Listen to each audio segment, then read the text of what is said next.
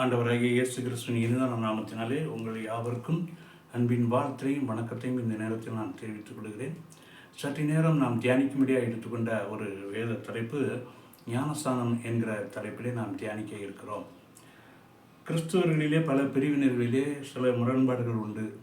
தெளிப்பு ஞானஸ்தானம் சரியானதல்ல, மூழ்கி ஞானஸ்தானம் தான் எடுக்க வேண்டும், தொட்டியில் மூழ்கியோ இல்லை ஒரு நதியிலேயோ போய் மூழ்கி எடுக்க வேண்டும், அதுதான் சிறந்த ஞானஸ்தானம் என்று சொல்வதை நாம் பார்க்கிறோம். ஆனால் எங்கே மூழ்கிறோம், எங்கே தெளிக்கப்படுகிறோம் என்பது முக்கியமல்ல. ஞானஸ்தானத்தை குறித்து வேதம் என்ன சொல்லுகிறது என்பதை தெரிய வேண்டும். அதாவது சத்தியத்தை அறிவித்து சத்தியம் உங்களை விடுதலையாகும். ஞானஸ்தானத்தை குறித்தான சத்தியம் தெரியாமல் ஞானஸ்தானம் எடுக்கிறதுனால எந்த ஒரு பிரயோஜனமும் இல்லை.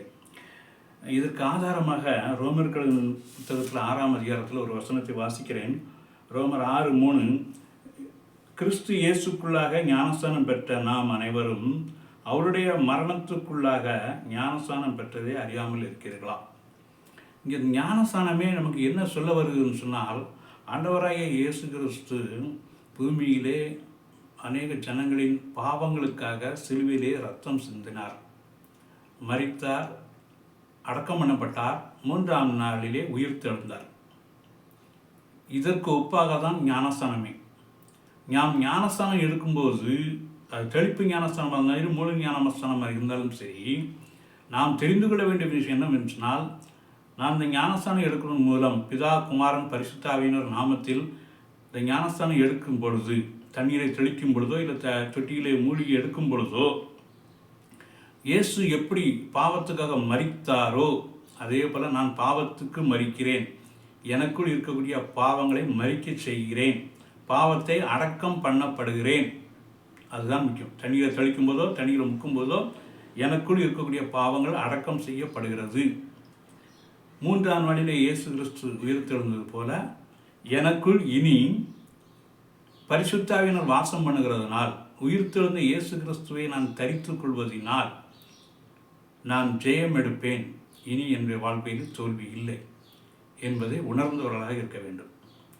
பழைய ஏற்பாட்டு காலத்தில் மனுஷனுடைய பாவங்களை நிவர்த்திக்காக ஆடு மாடுகளை பலி செலுத்தினார்கள்.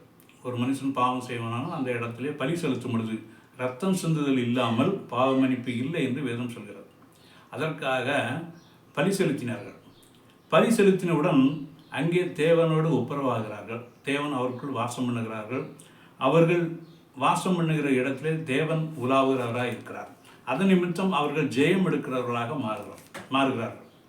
அதே போல் அநேக வேளைகளில் பழைய ஏற்பாட்டு காலத்திலே கர்த்தரை பின்பற்றாமல் பாகால் என்ற தெய்வத்தை பின்பற்றி பின்வாங்கி போகும் பொழுது தேவன் அவர்களை விட்டு விலகுவதனால் அநேக கொள்ளை நோய்கள், அநேக தோல்விகள், அநேக ராஜாக்களோட யுத்தம் பண்ணி தோல்வி அடைகிறவர்களாக பார்க்கிறோம். மீண்டும் தேவனோடு அவர்கள் ஒப்புரவாகும் பொழுது, ஆடு மாடுகளை பலி செலுத்தி ஒப்புரவாகும் பொழுது ஜெயம் எடுக்கிறவர்களாக நாம் பார்க்கிறோம். இந்த புதிய ஏற்பாட்டு காலத்திலே நாம் பலி செலுத்த வேண்டிய அவசியம் இல்லை. ஆண்டவராகிய இயேசு கிறிஸ்து நமக்காக சிலுவையிலே ஒரே தரம் பலியாக ரத்தத்தை சிந்தி மரித்து விட்டார். 3ஆம் நாளிலே உயிர்த்தெழுந்து விட்டார். ஆகவே நாம் ஞானஸ்தானம் எடுத்த நாம் நமக்குள் பாவம் வாசமாய் இருக்குமானால் அதை அறிக்கை செய்யும் பொழுது, அதை விட்டு விடும் பொழுது தேவனுடைய வல்லமை நமக்குள் பெறுகிறது. அதன் மூலம் நாம் ஜெயம் எடுக்கிறவர்களாக மாறுகிறோம். இன்றைக்கு அநேகர் வியாதி நிமித்தம் கஷ்டப்படுகிறார்கள், பொருளாதார கஷ்டப்படுகிறார்கள். அநேக இடத்திலே அவர்கள் கோபப்படுகிறவர்களாக, அநேகர் விரும்பத்தகாத மனிதர்களாக இருக்கிறார்கள். இதற்கெல்லாம் காரணம் என்னன்னு சொன்னால், ஒரு வல்லமையற்ற மனிதன், பலகீனமான மனிதன், ஜெயமில்லாத மனிதன் அநேகரால் புறக்கணிக்கப்படுவதை தான் பார்க்கிறோம். அதற்கு ஒரே காரணம், அவன் பாவத்துக்கு அடிமையாக இருக்கிறான். ஞானஸ்தானம் பெற்றிருந்தாலும், ஞானஸ்தானம் பெற்றவுடன் ஆண்டவரை இயேசு கிறிஸ்துவை விசுவாசித்து பாவங்களை அறிக்கை செய்தவுடன் அவனுக்குள் பரிசுத்த ஆவியானவர் கொடுக்கப்படுகிறார். அந்த பரிசுத்த ஆவியானவர் வாசம் பண்ணவுடன் அவன் பலமுள்ள மனிதனாக மாறுகிறான். ஆனால் சில நேரங்களில் அவனை அறியாமல் பழைய பழக்க வழக்கத்தின்படியே பாவம் செய்கிறவனாக மாறுகிறான். பழைய ஏற்பாட்டு காலத்தில் பாவம்னா என்னன்னே தெரியாமல் ஜனங்கள் இருந்தாங்க. அதுக்காண்டி மோசே மூலம் தேவனாகிய கர்த்தர் 10 கட்டளைகள் கொடுத்தார். நியாயப்பிரமாணம்னு சொல்லி ஒரு 10 கட்டளைகள். அந்த 10 கட்டளைகள் மூலம் இதெல்லாம் பாவம் என்பது உணர்த்தப்பட்டது. ஆனால் அந்த ஜனங்கள் அந்த பாவத்தை ஜெயிக்க முடியாமல் இருந்தார்கள். ஆனால் நமக்கு இந்த புதிய ஏற்பாடு காலத்தில் வாழ்கிற நமக்கோ பாவத்தை மேற்கொள்ள ஜெயிப்பதற்கு பரிசுத்த ஆவியானவர் நமக்குள் வாசமாய் இருக்கிறார். அது நமக்கு கிடைத்த பெரிய ஒரு சிலாக்கியம். இப்பொழுது புதிய ஏற்பாடு காலத்தில் வாழ்ந்து கொள்கிற நமக்கு எது பாவம், எது பாவமற்ற தன்மை அப்படின்னு ஒரு பெரிய பட்டியல்லாம் நாம் கோடிட்டு சொல்லிக்கொள்ள வேண்டிய அவசியம் இல்லை. ஏனென்று சொன்னால் யோவான் எழுதின நற்செய்திகளை பார்ப்போம் என்று சொன்னால் அங்கே ஒரு வசனம் வரும். பரிசுத்த ஆவியானவர் உங்களுக்குள் வரும்பொழுது பாவத்தை குறித்தும் நீதியை குறித்தும் நியாய தீர்ப்பு குறித்தும் கண்டித்து உணர்த்துவார் என்று சொல்லப்பட்டது. பரிசுத்த ஆவியானவர் பெற்ற ஒரு மனிதன் மனசாட்சியாக உள்மன குரலாக அவர் நம்மளோடு பேசிக்கொண்டே இருப்பார். ஒரு குறிப்பிட்ட சூழ்நிலையிலே இதை பேச வேண்டாம் என்று சொல்லும்பொழுது அதற்கு கீழ்ப்படிவோம் என்று சொன்னால் அந்த இடத்துல எந்த குழப்பமும் பிரச்சனையும் வராது. அதே இது ஒரு சில இடங்களில் இப்பொழுது இந்த காரியத்தை போட்டு உடைத்து விடு, வெளியே எல்லாருக்கும் தெரியும் பேசிவிடு என்று உள்மன குரல் பரிசுத்த ஆவியானவர் சொல்வார் என்று சொன்னால் அந்த இடத்தில் நான் பேசிவிட வேண்டும். பேசாமல் இருப்போம் என்று சொன்னால் அதுவும் பாவம்தான். இப்பொழுது பாவம் என்றால் இப்படி பட்டியல்படுவதாக எவ்வளவோ படலாம். அதாவது பரிசுத்த ஆவியானவருடைய உள்மன குரலை கேட்டு அதன்படி நடக்கிறவர்களாக இருந்தால் நான் பாவம் செய்யாதவர்களாக இருக்கிறோம். பரிசுத்த ஆவியானவர் குரலை மறுதளிப்போம் என்று சொன்னால் நாம் பாவம் செய்கிறவர்களாக மாறுகிறோம். பாவம் செய்யும் பொழுது பரிசுத்த ஆவியானவர் நம்மளை விட்டு நீங்க மாட்டார். ஆனால் அவரை முறிய பண்ணுகிறோம், செயலுக்கு செய்கிறோம். தொட்டால் செடியை தொட்டால் அது உடனே சுருண்டு விடும்.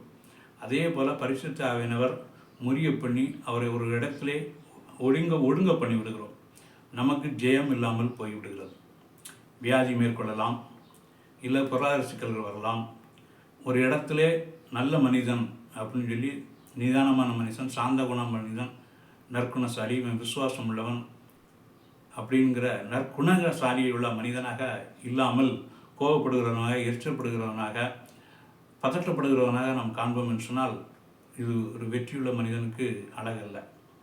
ஆகவே நாம் வெற்றியுள்ள மனிதனாக இல்லாமல் ஒரு புள்ளியிலிருந்து இன்னொரு புள்ளிக்கு வாழ்க்கையில் உயர முடியாமல், அது பொருளாதார ரீதியாக இருக்கலாம், வியாதியற்ற சரீரத்தில் வியாதியற்ற தன்மையாக இருக்கலாம், இல்லை நற்குணங்கள் இருக்கலாம், அநேகருக்கு உதவுகிற தன்மை இல்லாமல் இருக்கலாம். இதற்கெல்லாம் காரணம் ஏதோ பாவ கட்டுக்குள் முடங்கி கிடக்கிறோம் என்பதுதான் பொருள்.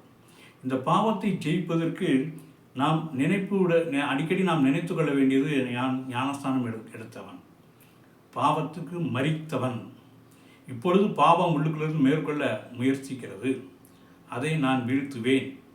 எனக்குள் பாவ சிந்தனைகள் வறுமையானால் நான் தேவனை நோக்கி ஜெபிப்பேன், பரிசுத்த ஆவியின் வெள்ளம் கொண்டு அந்த பாவத்தை மேற்கொள்ளுவேன்.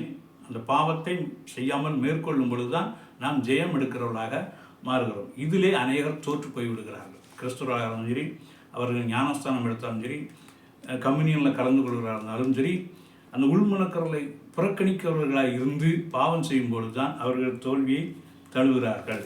அதாவது எபிரேயருக்கு எழுதின நிருப புத்தகத்தில் ஒரு வசனம் இப்படியாக சொல்லும். அதாவது எபிரேயருக்கு எழுதின நிருப புத்தகம் 12ஆம் அதிகாரத்தில் 4வது வசனம், பாவத்திற்கு விரோதமாய் போராடுகிறதில் இரத்தம் சிந்தப்படத்தக்கதாக நீங்கள் இன்னும் எதிர்த்து நிற்கவில்லையே. என்ன சொல்லுகிறதுனா, நீங்கள் பாவத்தோடு அநேக வேளைகளில் சமரசம் செய்து கொள்கிறவர்களாக இருக்கிறீர்கள். பாவத்துக்கு சமரசம் செய்து கொள்கிறோம். பரிசுத்த ஆவியானவரோடு இந்த ஒரு முறை மட்டும் இந்த இதில் என்ன இருக்குது, உலக பிரகாரமான நீதியை எடுத்துக்கொண்டு இதை பற்றி ஒன்றுமில்லை அப்படி என்று சொல்லி சமரசம் செய்து கொள்வதனால நாம் ஜெயம் எடுக்க முடியாமல் தோல்வி தழுவுறவர்களாகவே இருக்கிறோம். அதற்காகத்தான் ரோமருக்கு எழுதின நிருபத்தில் பவுல் இப்படியாக சொல்வார் 12ஆம் அதிகாரத்தில், அப்படி இருக்க சகோதரரே, நீங்கள் உங்கள் சரீரங்களை பரிசுத்தமும் தேவனுக்கு பிரியமான ஜீவபலியாக ஒப்பு கொடுக்க வேண்டும் என்று தேவனுடைய இரக்கங்களை முன்னிட்டு உங்களை வேண்டிக் கொள்கிறேன். இதுவே நீங்கள் செய்யத்தக்க புத்தியுள்ள ஆராதனை. கவனித்தீர்களா? நம் சரீரத்திலே பாவம் மேற்கொள்ள முடியாத அளவுக்கு நம்முடைய சரீரத்தை ஜீவபலியாக ஒப்பு கொடுக்க வேண்டும். தேவனுக்கு சுக வாசனை வர்க்கமாக பலியாக நாம் ஒப்பு கொடுக்க வேண்டும். இந்த பாவத்தில் பாவம் மேற்கொள்ள அனுமதிக்கக்கூடாது. தேவனுடைய உயிர்த்தெழுந்த இயேசுவின் சாயல் நம்முடைய வெளிப்பட வேண்டும். அதனை தொடர்ந்து அவர்கள் செய்யும்பொழுது அந்த 12 ரோமர் 12:2 நீங்கள் இந்த பிரபஞ்சத்திற்கு ஒத்த வேஷம் தெரியாமல் தேவனுடைய நன்மையும் பிரியமும் பரிபூரணமுள்ள சித்தம் என்னதென்று பகுத்தறியத்தக்கதாக உங்கள் மனம் புதிதாகிறதுனாலே மறுரூபம் ஆகுங்கள். ஏனென்றால் உயிர் திறந்த இயேசுவின் வல்லமையை நாம் தரித்து கொள்ளும் பொழுது ஜெயம் எடுக்கிறவர்களாக இருப்போம். அநேகருக்கு நற்கிரியைகள் செய்ய தகுதியுள்ளவர்களாக மாறியிருப்போம். அநேக இடத்தில் சாந்த குணம் மனிதனாக நம்ம வெளிப்படுத்துவோம். நம்மளுடைய குடும்ப வாழ்வாதாரத்துக்கு என்ன தேவையோ அதிலே கவனம் செலுத்தி அதை தேவனிடமிருந்து சுதந்திரித்தவர்களாக இருப்போம். ஆகவே இந்த சத்தியத்தின் மூலம் நாம் தெரிந்து கொள்ள வேண்டியது என்னவென்று சொன்னால், நாமே முதலாவது சோதித்து அறிந்து கொள்வது, நாம் பாவத்தில் நிலை நிற்கிறோமா, பாவத்தை மேற்கொண்டு இருக்கிறோமா, ஏதாவது பாவம் நம்மளை அழுத்தி கொண்டு இருக்கிறதா, அதை முதலாவது தெரிந்து கொண்டு அந்த பாவத்தை அறிக்கை செய்து அதை விட்டுவிட்டு பரிசுத்த ஆவியானவரை நம்மிடத்தில் பெருகச் செய்ய வேண்டும். அவர் வல்லமைக்கு மேல் வல்லமை நம்முடைய சரீரத்தில், ஆவி ஆத்மா சரீரத்தில் வெளிப்பட வேண்டும். நாம் தேவனுடைய வசனங்களை தியானித்து அதை அறிக்கை செய்ய வேண்டும். சூழ்நிலைகளை நம்முடைய பேச்சின் மூலம், அதாவது இருதயத்தின் நிறைவினால் தான் வாய் பேசும். அதனால் இருதயத்தில் நல்லவைகள், ஒழுக்கமுள்ளவைகள், நல் காரியங்கள் இதை குறித்தே நாம் தியானித்து அதை மண் பாண்டங்களில், அதாவது நம்முடைய சரீரம் ஒரு மண் பாண்டம், தேவனுடைய பொக்கிஷத்தை அதில் பெற்றுக்கொண்டு நம்முடைய பேச்செல்லாம் ஜெயமுள்ள பேச்சாக இருக்க வேண்டும், வெற்றியுள்ள பேச்சாக இருக்க வேண்டும். சூழ்நிலைகளை நமக்கு சாதகமாக மாற்றக்கூடிய பேச்சுக்களாக இருக்க வேண்டும். சகலவிதமான ஆசீர்வாதங்களையும் நாம் சுதந்திரித்து கொள்ள வேண்டும். இதற்காக இந்த நேரத்தில் நீங்கள் ஞானஸ்தானம் என்ன என்றால் தெரிந்து கொண்டீர்கள், பரிசுத்த ஆவியானவர் என்றால் தெரிந்து கொண்டீர்கள், ஆண்டவரை இயேசு கிறிஸ்துவையும் குறித்து நீங்கள் தெரிந்து கொண்டீர்கள். இதை உங்கள் வாழ்விலே, அனுதின வாழ்விலே நீங்கள் கவனமாக கைக்கொள்ளும் பொழுது உங்களை தேவன் தாமே ஆசீர்வதிப்பார், உங்கள் குடும்பத்தையும் தேவன் ஆசீர்வதிப்பார். ஆமென்.